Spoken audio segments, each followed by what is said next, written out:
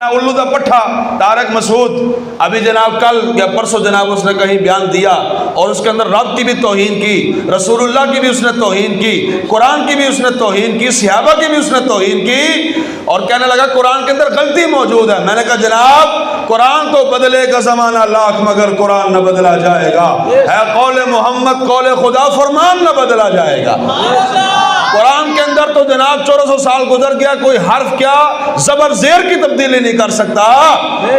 گل لے وے غلطی ہوئی تیرے پیو کو لو کہ تیرے ورگا الو جم دیتا نے، تجھے شرم نہیں آتی کمینے؟ رسول اللہ کی ذات پر اعتراض کرتا ہے، قرآن پر اعتراض کرتا ہے، اور قصور اس کا نہیں ہے، قصور اس کا کوئی نہیں ہے، ان کے بڑوں کا قصور ہے۔ جب ان کے بڑے بے ادبیاں گستاخیاں کرتے رہے تھے نا تو کچھ بہت کرنا ہے جناب، ہاں چھوٹے وہی کام کرتے ہیں جو ان کے بڑے کام کرتے ہیں۔ جب بڑے جناب پورے پٹھے کر کے گئے اور کالے کرتوت کر کے گئے تو پترا نے وہی کام کرنا ہے۔ تو ساڑھے بڑے رسول اللہ دی ختم نبوت پہرے دے کے گئے، کسی بھی ختم نبوت پہرے گئے۔